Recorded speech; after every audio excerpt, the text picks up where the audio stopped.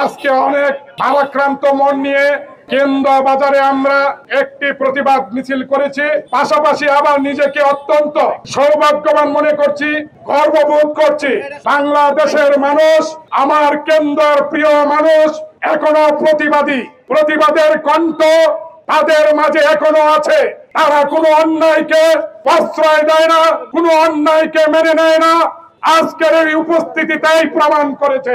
আমরা আপনাদের শক্তি নিয়ে, আপনাদের সহযোগিতা নিয়ে এই স্বৈরাচার কমিটিকে অবশ্যই কেন্দ্র থেকে নিশ্চিহ্ন করে দেব। আপনারা যদি আমরার সাথে থাকেন, আমরা কেন্দ্রতে এই অবৈধ কমিটিকে চিহ্নিত করে এই কমিটিকে আমরা পায়ে টেনে দিয়ে আমরা একটি কমিটি করব। সেই কমিটি হবে বাংলাদেশ জাতীয়তাবাদী দল, বাংলাদেশ জাতীয়তাবাদী পরিবার দল। সেই দলে, সেই পতাকা তলে আমরা সমস্ত কার্যক্রম করব। আর বিশেষ করে আমাদের নেতৃবৃন্দকে জানাতে চাই, সেন্ট্রাল নেতৃবৃন্দকে জানাতে চাই, আপনারা যদি মনে করেন আমাদের ত্যাগ তিতিক্ষা অতীতের ছিল, আপনারা সেই ত্যাগ তিতিক্ষার মূল্যায়ন করবেন। তাহলে আজকে যে কারণে আমরা এখানে সমবেত হয়েছি, যে কারণে আমরা কেন্দ্র বাজারে মিছিল দিয়েছি, সেই কারণকে আপনারা উপলব্ধি করবেন, সেই কারণকে আপনারা ধারণ করবেন, আপনারা বিচার করবেন, বিশ্লেষণ করবেন। আমরা যদি সত্য হয়ে থাকি, সত্যর মধ্যে আপনারা সংযুক্ত হবে। আমাদের দাবি যদি সত্য এবং নিষ্ঠা হয়ে থাকে, আমাদের দাবিকে আপনারা মূল্যায়ন করবেন। আর যদি আপনারা আমাদের দাবিকে মূল্যায়ন না করেন, আমরা প্রয়াত শহীদ রাষ্ট্রপতি জিয়াউর রহমানের আদর্শের সৈনিক হিসাবে আমরা বাংলাদেশ জাতীয়তাবাদী এই কেন্দ্র উপজেলা শাখা পৌরসভা শাখাকে প্রত্যাখ্যান করে জিয়ার আদর্শকে লালন পালন করে আমরা কেন্দ্রতে প্রতিটি কর্মকাণ্ড করব।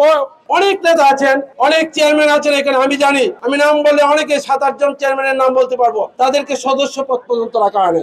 তাহলে বলেন বাংলাদেশ জাতীয়তাবাদী দল তার নেতৃত্বে কিভাবে আমাদের মানুষের কাছে ভোট চাইতে, কিভাবে আমরা স্ট্র্যাটেজি আমরা নিব, কিভাবে আমরা স্ট্র্যাটেজি আমরা অবলম্বন করব, আমরা সেটা ব্যর্থ হব।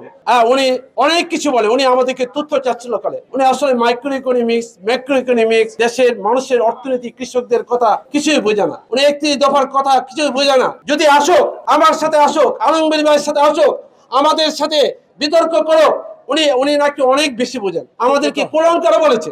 কেন্দ্র রাজনীতিকে তিনি কলুষিত করেছেন, স্বজনপ্রীতিতে উপহার দিয়েছেন, তিনি স্বেচ্ছাচারিতা উপহার দিয়েছেন, তিনি ক্ষমতার অভাব ব্যবহার করেছেন। তার একটি নমুনা হচ্ছে গতকালকে উনি যে কমিটি ঘোষণা করেছেন, সেই কমিটিতে প্রতিফলিত হয়েছে। সেই কমিটিতে বিগত 15 বছর আন্দোলন সংগ্রামের যারা ত্যাগী নেতা ছিলেন, যারা রাজপথে আন্দোলন করেছেন, যারা কেন্দ্র আকবার প্রতি ইউনিয়নে চষে বেরিয়েছেন, আন্দোলন করেছেন, কর্মীদের উজ্জীবিত করেছেন এবং কর্মীদেরকে সাহায্য সহায়তা করেছেন এবং জেল জুলুমের জামিনের সহায়তা করেছেন, তাদেরকে উনি রাখেন নাই তার কমিটিতে সদস্য হিসেবে। এবং পৌর কমিটি ঘোষণা করা হয়, সেই কমিটিতে দেখতে পাই সদস্য সচিব রফিকুল আলীর বঞ্জামাই, তার 22টা শাশুড়ি, বেয়াই, এই রকম করে 15-20 জনকে, সে 21 জনকে তার একই ফ্যামিলিতে যাতে ভোট করেছে। এই ভোটের এখন তো আমাদের কমিটি হয় না, এটা পকেট কমিটি হয়েছে, ভোটের কমিটি হয়েছে। যারা রফিকুল আলীকে ভোট দিবে তাদের নামে এই তালিকাভুক্ত করা হয়েছে। কেন্দ্র বিএনপি যারা ধরে রেখেছে দীর্ঘদিন যাবৎ, 2000 সালে ফ্যাসিস্ট আওয়ামী লীগের দ্বারা জননিরাপত্তা একটা মামলা হয়েছিল। রফিকুল আলী বারবার এই বলে আমার 80 বছরের বৃদ্ধ বাবাকে আসামি দিয়েছিলেন। এই মামলায় আমার 37 জন নাবালক ভাই বেস্তা সহ আসামি দিয়েছিলেন দিগদার। তাও আমরা বিএনপি থেকে সরে যাই নাই। বিএনপি প্রয়াত রাষ্ট্রপতি জিয়াউর রহমানের দল, বিএনপি খালেদা জিয়ার দল, বিএনপি তারেক রহমানের দল। এই দল জনগণের দল। তারেক রহমান বারবারই বলতেছেন আত্মীয়তা করা যাবে না। আর রফিকুল আলী সদস্য সচিব হয়ে তার আত্মীয় স্বজন ছাড়ার কোনো কমিটি করেন নাই। আমাদের এই কেন্দ্রের লোকদেরকে বোকা বানিয়ে পকেট কমিটি করে নিজের আত্মীয় স্বজনকে দিয়ে বিএনপি কে টুইস্টেড করতেছে। আমাদের কোন নেতা কর্মীদেরকে, সাধারণ নেতা কর্মী তার ধারে কাছেও যেতে পারে না, যে তার পদলেহন করে, যে তার আত্মীয়, যে তার বোনের বাড়ির অথবা তার ভাইয়ের বাড়ির, তাদেরকে সে শুধু শুধু নিয়ে বিএনপি করে। বিএনপি একটি সার্বজনীয় দল, এখানে কিন্তু অনেক কর্মী আছে, কিন্তু সেই সব কর্মীরা কোনো মূল্যায়ন পায় না। আর আজকে যে কমিটিটা করেছে, এই কমিটি করার আগে আমরা কিরকম একটা কমিটি হওয়া উচিত সেটা কিন্তু ওনার কাছে আমরা দিয়েছি। শুধু তাই না, উনি ঢাকাতে যারা এই কমিটিকে অ্যাপ্রুভাল দেয়, যেমন ধরেন আলম সাহেব, আকন্দ সাহেব, প্রিন্স সাহেব, এদেরকে উনি ম্যানেজ করে রেখেছে। উনি যাই দে তাই সই করে। ওই যে দেখেন না, মানে বার্তাতে গিয়ে তারা কমিটি করছে, সেইটাও সই করছে। তো তারা কি একটা, তাদের কি একটা, যে আমাদের যে তারেক রহমান সাহেব তাদেরকে যে দায়িত্ব দিয়েছে, সেই দায়িত্ব কি তারা পালন করলো?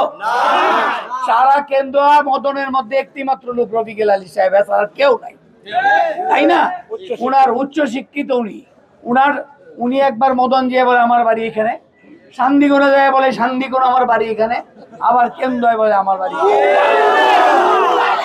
এত জায়গায় যার বাড়ি, সে তো নিজেকে একটা হিরো মনে করবে, সে নিজেকে হিরো মনে করতেছে।